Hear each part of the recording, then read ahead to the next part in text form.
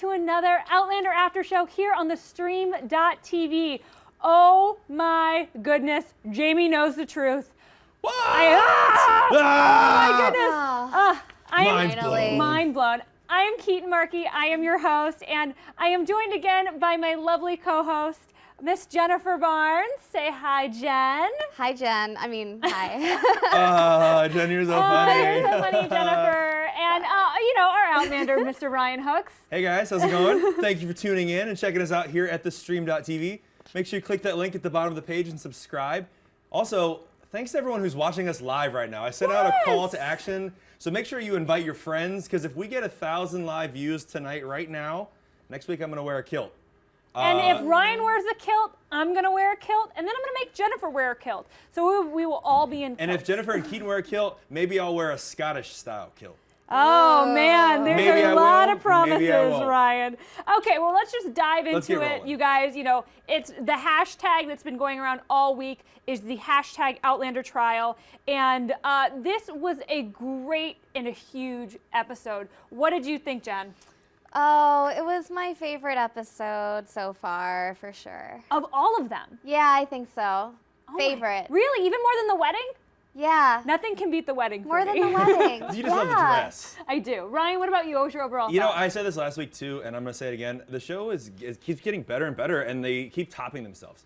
So I'm interested to see what's going to happen in like the next 2 weeks to see if we get an episode that maybe kind of hits the downslope of this peak that we're all on, because we're on an emotional roller coaster.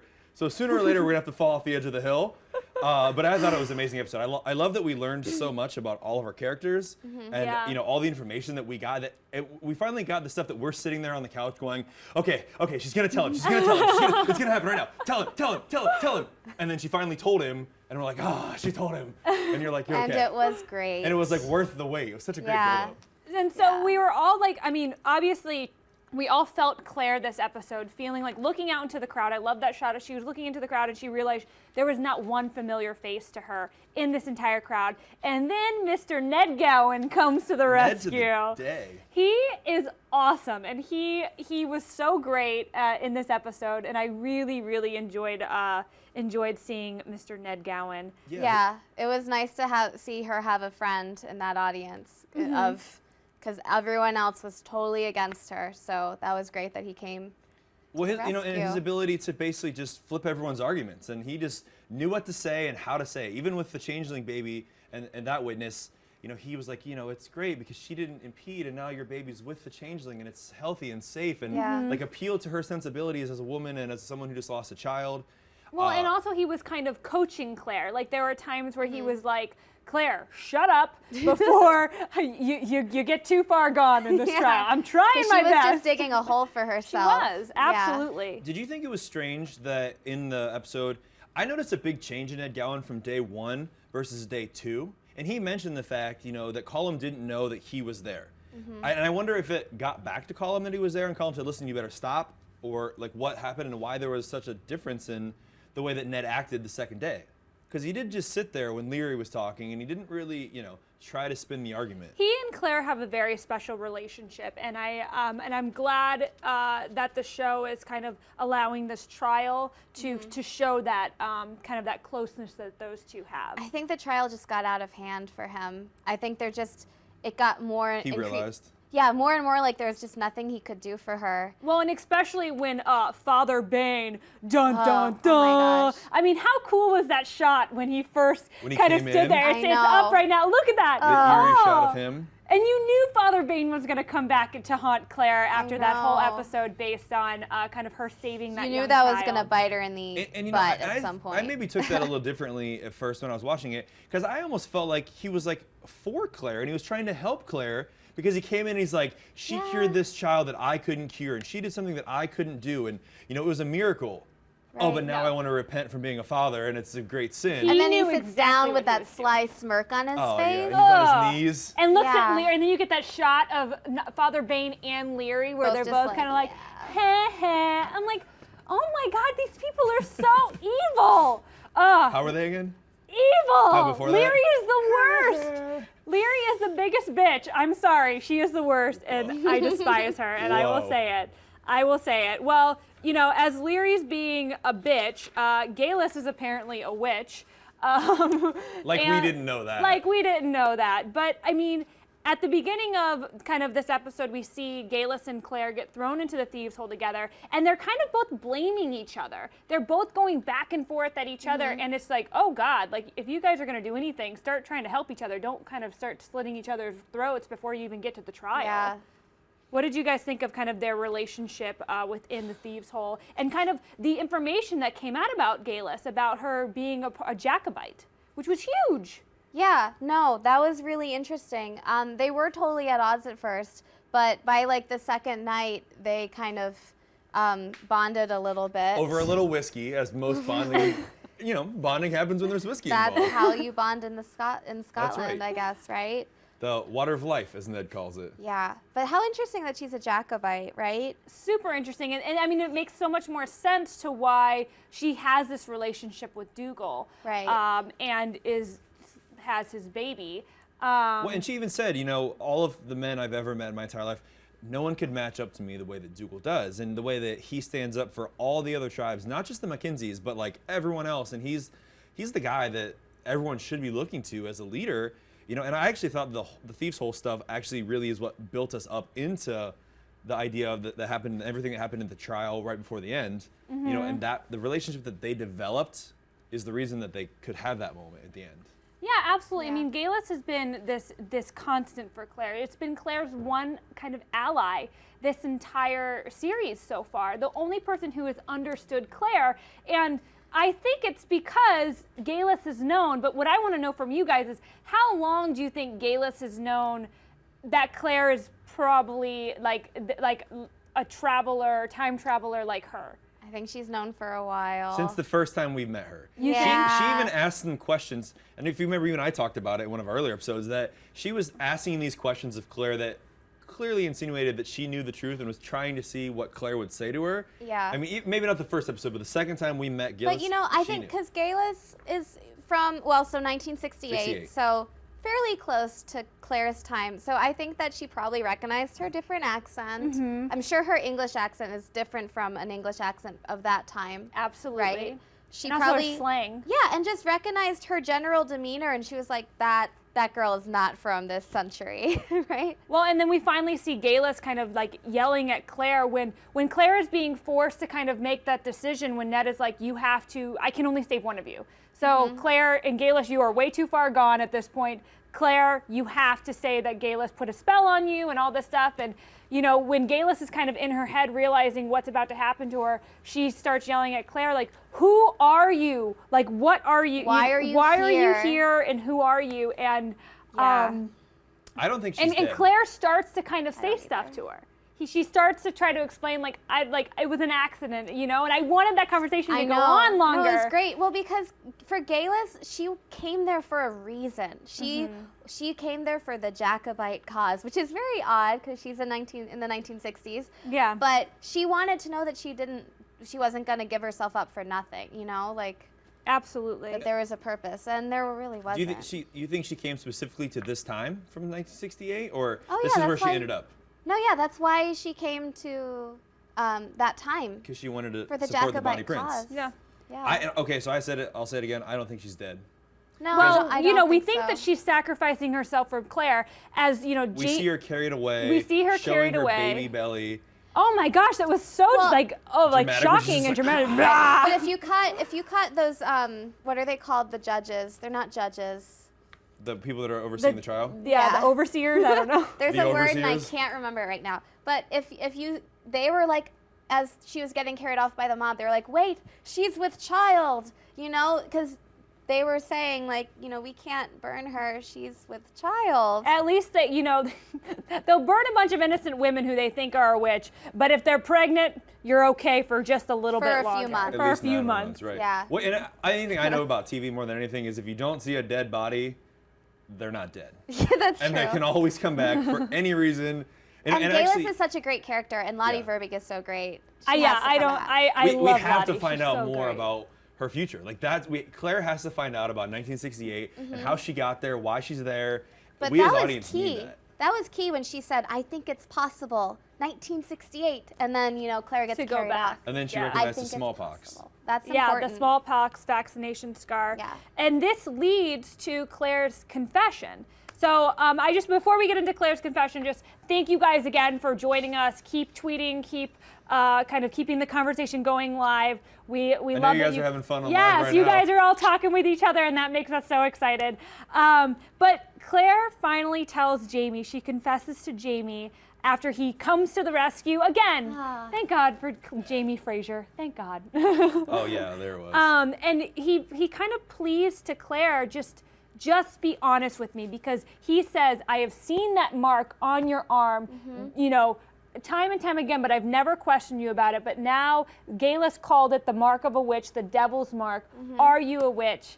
And Claire divulges her whole story to him. But I love that, he's so in love with her now that he's just like, I just need to know if you're a witch. It's not like he's going to leave Like, I her. don't care. Yeah. He's just like, just tell me, I need to know the truth.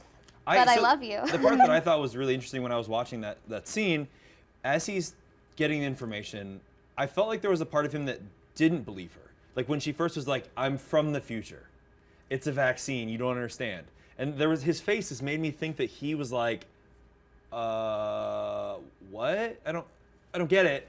But then as they continue to talk, I'm like, okay, he does believe her now. And I was Yeah. afraid that he was gonna say he believed her and then act really distant and not believe her. I mean, it's a lot for Jamie to take in. You have to Yeah. take into consideration all the craziness that his life has kind of gone through since he's been forced to marry the Sassenach.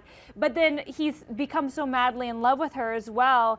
And I loved the way Sam Heughan played it. I thought that scene and the reactions between the two was just so great. Hashtag Emmy for Outlander. Hashtag Yes. Emmy for Outlander, please. And I actually really loved when he busted into the courtroom because he came out That was awesome. swords Dun, out. dun, dun. He's like, you know what? I made a promise before God as well, and I'm sorry, but if you step forward, I'm going to kill you. Yeah. That's what it is. And Bring it on. And then for Jamie not only to have a very sweet and positive and caring reaction, but then to immediately bring Claire to the Standing Stones. Which, Oh no, he brought her somewhere else first, and then to the Standing Stones. Well, they had to eventually get to the Standing Stones, but yes, there was some more sex. It's not Outlander without should sex I make or a something Standing sex. Stone joke, or should I just let that No. one go? Just let You it can go. just Okay. let it go. All right, Just I'll let let it it go. Move on. I'll just drink my water. Make like Frozen and let it go. No, Idina Menzel. But that's true with the Stones, if we're going to move Yeah. on from Ryan's. If you really love something, you have to let it go, and if it comes back, it's yours, right? I saw that Beautiful, Jen. on a meme That's of them at beautiful. the Stones, and it was so true. So deep. So deep and So true. And we even see Jamie say goodbye to Claire, which was heartbreaking. And we see Claire, I think it did not hit Claire what that decision meant until Jamie did not turn back around when she said goodbye, Jamie, Yeah. and he didn't turn around. it's And too I hard think for him. she realized, I'm gonna lose if this decision right here. If I choose to leave, I will lose Jamie Fraser forever. yeah. And she wasn't ready to do that. And she grappled with it, I think, because I think at first she was like, oh, this is what I want. This is what I've been fighting for this whole time, is to get back to the Stones. And then to have it presented before her and to not want it anymore. And I liked in the episode, they did the thing where she was actually going for the Stones. She was going to them, and he stops her, and he like basically hugs her and like, wait. What are you doing, Claire? And like it was almost him saying, I don't want you to go, but if you think you have to go, then you should go. Yeah. But just reminding her before she ran off with the Stones that he still loves her and wants her there. Yeah. Well, I think she was entranced a little bit By the music? no. She was drawn in. She was drawn in. I mean, and But like he's like, wait, we haven't said goodbye yet. and this is something that she's been like focusing on and trying to get to for so long, and now it's just right there in front of her, and she's like, almost like, oh my God, like really, I could just touch this and I could go, not even thinking about I could touch this and I will go, but like the thought Yeah. of, is this a possibility? And it is, because it's right in front of her, and then she chooses not to leave Jamie. And if you remember last week, I talked about how weird I thought it was that she hadn't talked about the Stones at all during episode 110. And it was suddenly from the end of the first half of the season, it was all about the Stones, and then it sort of just became a thing that she forgot about. But then they like brought it right back into us again, and now I wonder how much it's going to be a part of the daily episode for the next few weeks in relation to the stones and the desire to go back, or Nope. if it's going to be gone forever. They are off to Lallybrook, Yep. and I am Aha. so excited because this is one of I just love Lallybrook, and I cannot wait for them to go and to meet the characters that are within Lallybrook and find out a little bit more about Jamie's history. So we wanted to. There were so many great quotes in this episode that we just wanted to kind of touch on a few really quick before we take a break. And after you say them, don't say which one is your favorite because we have a question about that. Oh, So just okay. talk about them. So we'll just talk about it. We'll Okay, throw out a we'll few. throw out. Okay, Jen, do you want to do the first one, or do you want me to do them all? I'll do, okay. Yeah, go for it. Well, it's not a maypole, Claire. And this is Geillis as they are being led to the trial. Yeah. And then I also really loved, or we all loved, if you're really a witch, now's a great time to use your powers. This is Claire to Geillis. And then Geillis responds, same to you, my friend. Yeah. Should I do this one? What? Looks like I'm going to a fucking barbecue now. I know, that was hilarious. Oh, Geillis. Great line. I actually really like the one too when Claire's talking to the guy and he's like, wait, there's been a mistake. And she's like, yeah, and I'm King Arthur. Yeah. And Geillis is like, I thought he would be a better looking than that. Yeah, Slime putter. and then also when Leary says, I will dance upon your ashes. Yeah, that one was all over Twitter this week. That was a really popular one. Leary is a bitch. Yeah, We've already basically. established this. And then one of the ones that is literally straight from the book, but it would have been a great deal easier if you had only been a witch. And this Yep. is what Jamie tells Claire after he finds out the truth. And that just is so sweet. Yep. Jamie Fraser, I love you. So we'll talk about, we'll pick our favorites after the break, but stay with us and we'll talk about all your Twitter questions and comments. Bye.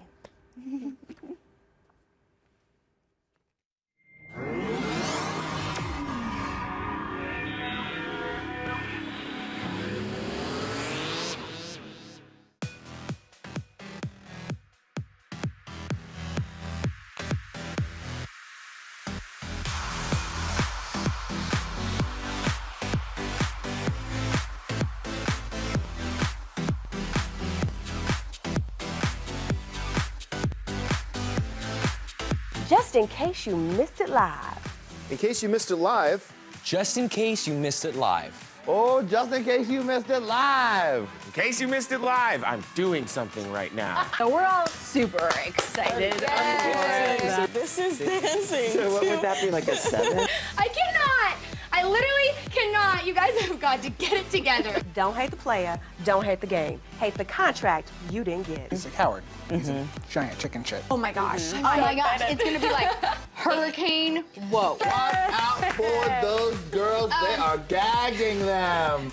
Hold the phone. Hold on. Bro. The more brutal you are, the more power you have. Right. That was sexy, it was hot, it was heated, I was into it. You are going to be the most high-paid hooker in the world. Go ahead and invite your friends and everybody. Tell your mama, tell them go ahead and turn the stove off and get up on the computer so we can get on thestream.tv. Thank you again for joining us, and until next week, bye-bye.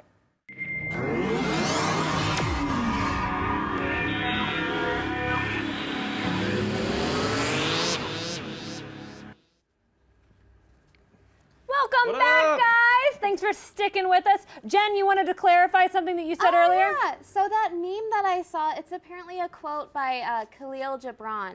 So in case you're wondering that if you love something, Yeah, it's and a you very let it famous go, quote. let it go, and then if it comes If it back to you, returns it's home, yours. then it's yours. Yeah. It's a beautiful. I've heard it before, but yeah, it really fit for that Well, my episode. English degree reminded me that I've heard it lots of times. Yeah. Well, tell us about what you've heard on Twitter, Ryan. Oh, I got lots of stuff going on Twitter. Hey guys, so thank you again for all the tweets, all the love, all the comments all week long. We love getting it. Make sure you're hitting us up at thestream.tv as well as hashtag OutlanderAS all week long. Make sure you click down here below to subscribe to our podcast so you can see all the episodes, all the things that we do and talk about. And also, there's a lot of great charities that I'm hearing about that support Outlander and their things. So make sure you check all those out and give some money. All right, so let's bring up our first comment here from our Twitter fan base here. A good friend, XS Jenny. She thought the episode was breathtaking. And what was your favorite line in the whole episode? Jen, you go first. My favorite line was, "Looks like I'm going to a fucking barbecue." I loved that line. It was so funny and so telling. I would have to say it's the one from my love, Mr. Jamie Fraser. It would have been a great deal easier if you had only been a witch.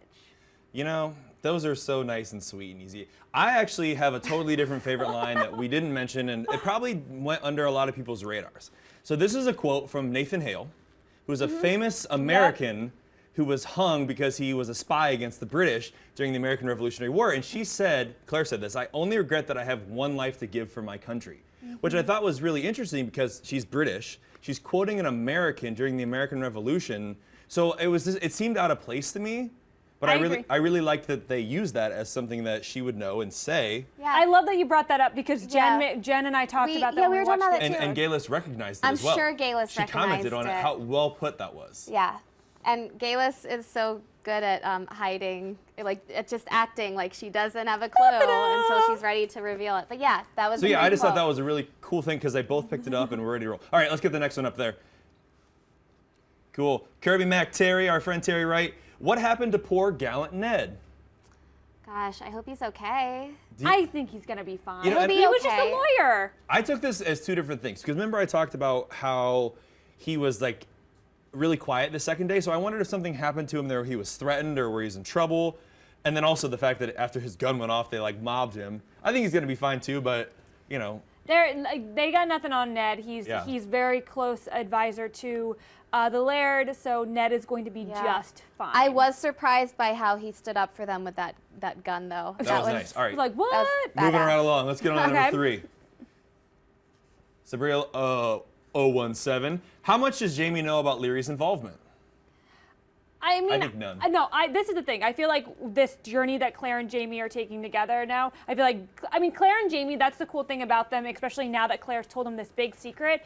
They share everything with each other. They're both very honest with each other because that's what they've kind of established. What's most important in their relationship is honesty. So I feel like now Jamie's going to know all about Leary's involvement. Yeah, I'm sure. Soon it'll come up. Absolutely. All right, so I got one last one I want to throw up here because this is relevant to our conversation. And I don't usually like to use the same person twice, but Heather, thank you again for all your great questions at Sugar9292. Yay, Heather! Do you think it mattered that Claire didn't actually touch the stones in the end? Or, so that this could prove to Jamie that this was a real thing? It would have been a nice moment if he had kind of pulled her away, from going through the stones? Yeah, but no, I think he believes her, and I think that's it. I don't think she needed to touch it because I don't think she should have. She didn't want to take the risk. I think it makes it stronger. It does make it stronger. She doesn't even need to touch it. She loves Jamie. She's gonna stick with him. She doesn't even need to touch or entertain the idea anymore. Keetin, well said. Right? Thanks. Okay, well, you guys, I think we've kind of run out of time here, but go ahead again, you guys, subscribe to theStream.tv. Join us every week here live. Hashtag Outlander AS. Hashtag Outlander AS live every week at 8:15 Pacific time. Thank you so much for watching, and we'll see you next week. See ya. Bye.